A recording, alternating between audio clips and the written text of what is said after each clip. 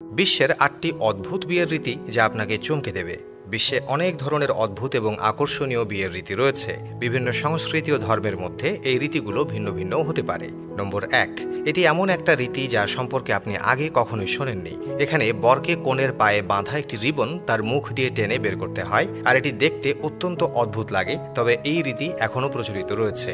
নম্বর ২, এই দেশে বরযাত্রীদের শুধুমাত্র ৫টি বাদাম খাইয়ে তাদের অভ্যর্থনা জানানো হয়, আর বিয়ের শেষে সবাই বাড়ি ফিরে যায়। ইতালিতে মঙ্গলবার আর শুক্রবারে কোনো বিয়ে হয় না, অথচ আমাদের দেশে বরযাত্রীদের আপ্যায়নের জন্য লক্ষ লক্ষ টাকা খরচ করা হয়, যা ইতালিতে কোনো ধারণাই নেই। সেখানে মনে করা হয় বরযাত্রীদের জন্য কনের পরিবারের অযথা অর্থ ব্যয় করা উচিত নয়।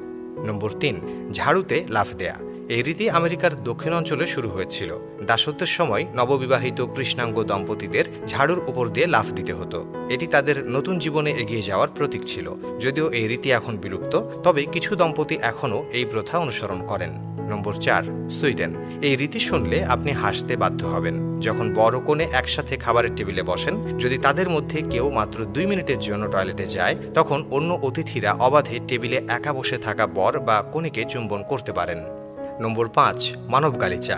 ফ্রান্সের পলিনেশিয়ার মার্কেসাস দ্বীপে বিবাহ শেষ হওয়ার পর কনের আত্মীয়দের মুখ নিচে করে মাটিতে শুয়ে পড়তে হয়। এরপর বড় কনে তাদের শরীরের উপর দিয়ে হাঁটেন, যা এই রীতির অংশ। নম্বর ৬, কনের অপহরণ। এটি সম্পূর্ণরূপে অদ্ভুত একটি রীতি। কিরগিজস্তান এবং কাজাকস্তানের কজা আল কাচ নামক রীতি হিসেবে প্রচলিত।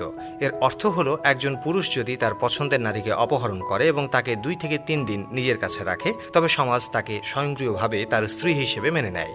নম্বর ৭, মঙ্গোলিয়ার ডিম কাটার রীতি। মঙ্গোলিয়ার কিছু অঞ্চলে একটি অনন্য রীতি রয়েছে, যেখানে বর ও কনেকে একটি ডিম কাটতে হয় ছুরি দিয়ে। যতক্ষণ না ডিমটি সঠিকভাবে ভেঙে যায়, বিয়ের তারিখ নির্ধারিত হয় না। যদি ডিম সঠিকভাবে না ভাঙে, তবে যতক্ষণ না ভেতর থেকে বাচ্চা বের হয়, ততক্ষণ এটি চালিয়ে যেতে হয়।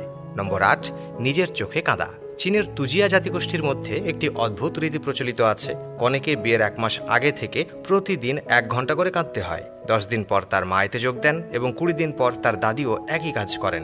এটি আনন্দ প্রকাশের একটি রীতি বলে মনে করা হয়। মহিলারা বিভিন্ন স্বরে কাঁদেন, যা এক ধরনের সঙ্গীতের মতো শোনায়। তো বন্ধুরা, আপনার এলাকায়ও কি এমন কোনো অদ্ভুত বিয়ের রীতি প্রচলিত আছে? থাকলে সেটি কমেন্ট করে জানিয়ে দিন। আর এতক্ষণ ভিডিওটি দেখার জন্য অসংখ্য ধন্যবাদ।